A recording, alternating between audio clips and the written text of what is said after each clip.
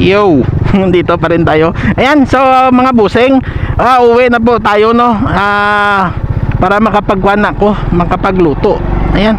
So hanggang dyan, kukuha muna ako ng kuhan, ng sandali nga, kuhan ko muna, hindi ko yun na kuhan natali yung plastic, baka silabasan yung mga limasag. Ito kay Ate Beng, ito kay Kuya. Yan, ito sa akin. Yan, para hindi makalabas.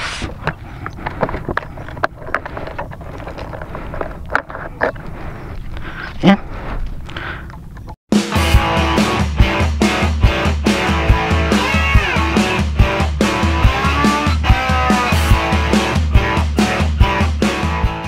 Tara na po. Let's G. Nang makapagluto na, ihatid ko pa kay Ate Beng. Dyan lang naman sa kabilang bahay, sa kabilang kalsada. Tapos kay Kuya, para may sa kanila din. Sinabihan ko si Kuya kagabi, pero sabi niya pag makapera, kanya, hatid lang sa akin yung pera, pero hindi nakahatid, siguro hindi nakakita, kaya bumili na lang ako para sa kanya. Sulit ang lalaki ng mga limasag grabe. Ang tataba pa, mas mataba yung sa kanina doon sa kapatid ni Junald. Grabe yun. Ito sana may dahon ng saging, kaso may mga pamamahay, nakakaya naman. Sa walang bahay lang tayo.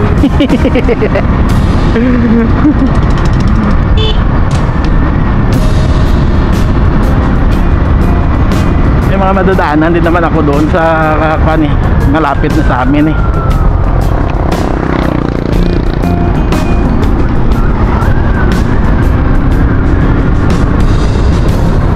malalayo pa,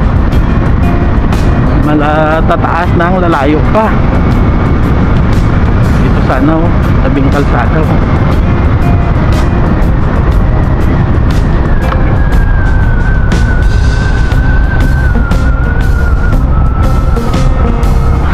may bahay. Ito.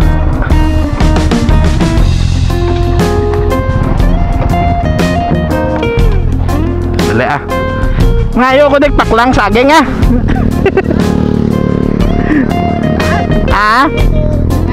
ito yan, nakabakal ko.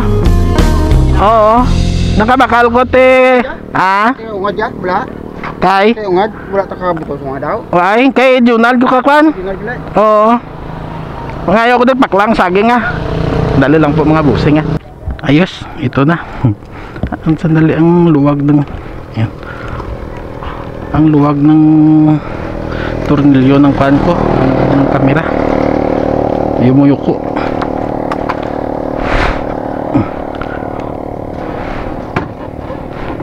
Para dire-diretso na lang ako mga busing. Pag ganitong oras na, traffic na yan dyan sa bayan ng Kwan, sa bayan ng ano ba yan, ng Baruta. Kaya sa bundok na naman ako nito dadaan.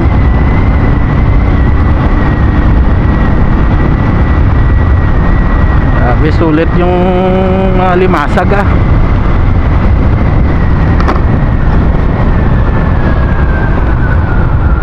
ang lalaki talaga.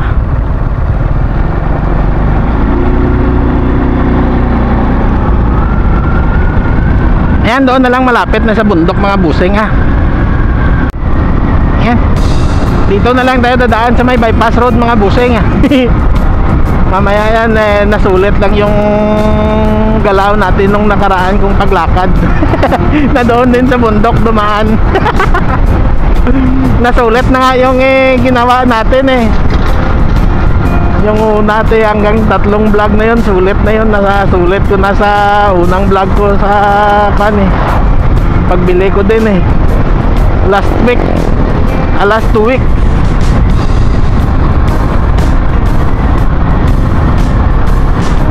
Liliko tayo dyan sa kanto tapos hanggang doon lang sa dulo ng bypass road.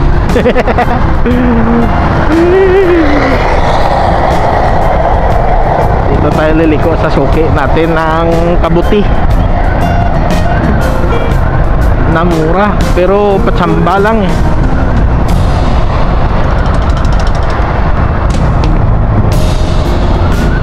Grrrr. Yan, suki natin ng kabuti. Yan, sandali po titigil muna tayo din yun para magboilo kasi cruising eh, mahirap to. Mahirap pag tumigil tayo dyan sa box. Just dito tayo titigil sa labas ng box. O, diba? Yan.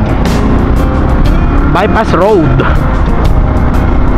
Eh kung sa bundok sana, doon na lang yung labas natin sa kana, sa lagpas na ng tulay.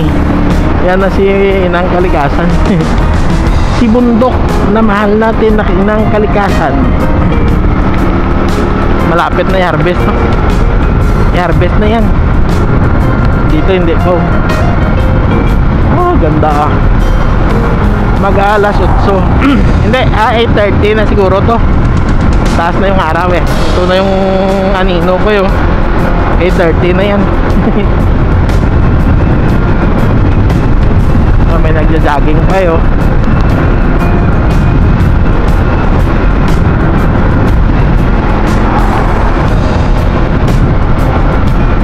Yan, ibilad nyo na.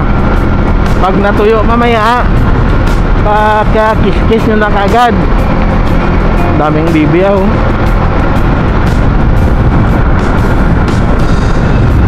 Daming itik.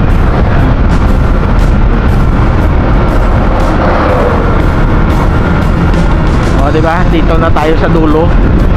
Kaso mahaba-haba pa yung tatakbuhin ko papunta doon sa tulay. Pero wala na din naman yan dyan masyadong traffic. Hindi kaya dito na may sementeryo, may paaralan, may palengke. Kaya tayo masyadong matraffic dyan pag ganitong oras na. Para sa akin traffic na, pero siguro pag nakita nyo, kumpara nyo dyan sa inyo, baka masabi nyo pang maluwag pa to. Nasanay kami kasi dito sa amin na ganito kaluwang yung daanan, na pag may kunting kumpol ng sasakyan ay traffic na sa amin.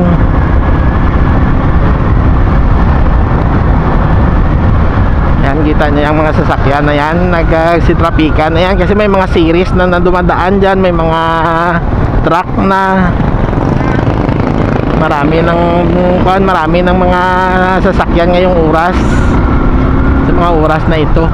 Yan, doon na lang tayo mga busing eh. Wala na din naman yan dito eh. Hindi na tayo, malapit na sa suki natin, sa suki ko na isdaan. Ay, maulan kasi nung mga bumibili ako ng isda, kaya hindi ako nagbablog. Nagpupunla pa yung motor. Sabi ko pag nag-vlog pa ako, mas lalong akong mababasa. Buti nga hindi na mamatay yung motor. Ay, matagal na kasi. Naghahanap na ng bago to. Ayan, harvest na sila. Harvest na sila.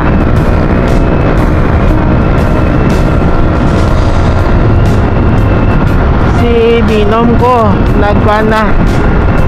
Ugod na. Matanda na kasi. Pero bastante pa rin sa alaga, kaya maganda yung itsura at kondisyon. Minsan nagluluko-luko na. Aba, ganda ng isda. Wala pang maliliit na tulingan eh. Nung nakaraan naghanap ako dyan, wala pa rin. Pag mayroon, ay nako, bibili talaga ako agad ng 1 kilo. Tapos ipaksiw mo lahat. Tapos yung kalahati, pagtapos mapaksiw, iprito mo ng sobrang tutong. Ay nako. Yan, ganyan po ako pag nagugutom na. Puro na pagkain yung laman ng utak ko. Kanina ba ako nagutom?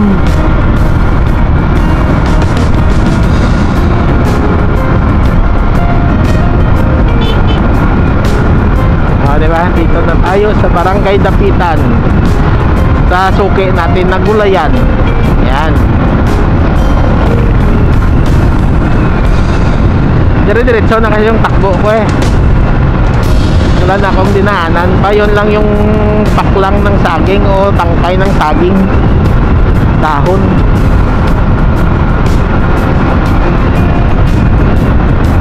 Yan, suki natin na gulayan. So, maraming apinya. Wala na akong pera. Umuwi lang ako. Pero yung nasa isip ko, sana wag maplatan. Wag magloko, wag maplatan. Wala na kasi. Tamang-tama lang yung pera ko eh. Importante, may ulam na masarap. Makauwi ng safe, makapagluto, makakain yung pamilya. Okay na yan. Happy na ako dyan.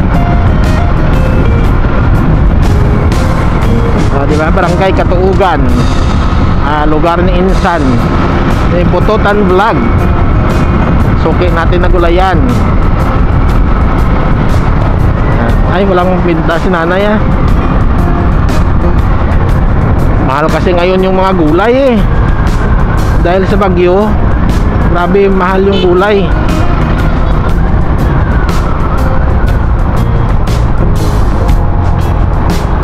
Makabili ka lang talaga ng mura na gulay dito sa amin pag ganito no, na may bagyo. Makabili ka lang yung sa mga backyard farmer lang na inilalako lang yung gulay dyan sa labas ng bahay nila. Yan, mura yan.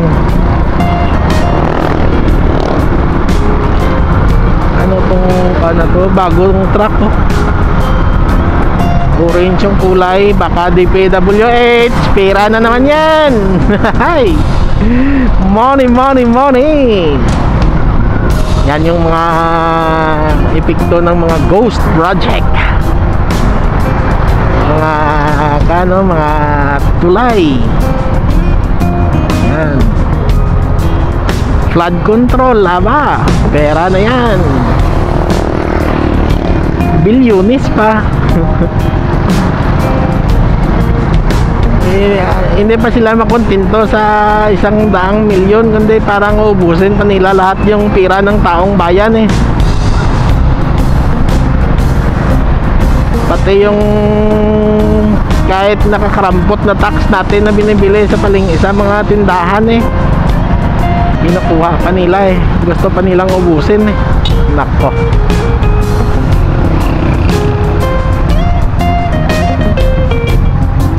Yan, dito na tayo kay Pacifica.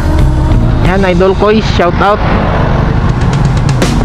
Nami-mention mo to parating Pacifica sa comment.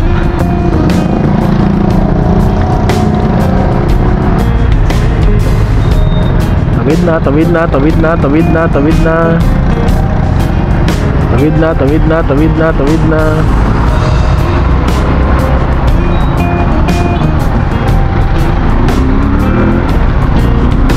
Ay, salamat. Andito na. Thank you Lord sa safe na biyahe. Dahil wala na akong pang-pan.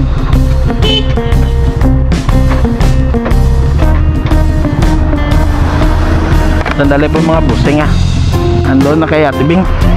Pero wala si Ate Bing doon. Si Kwan lang.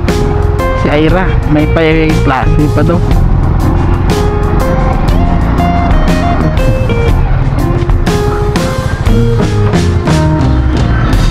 Yeah.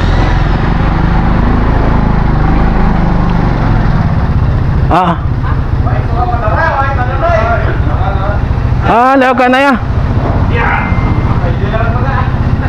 Sige lang, dyan lang. Sige lang, dyan lang. Ano ako? Ayos, let's G. Para makapagluto na. Ayos. Pagod ah.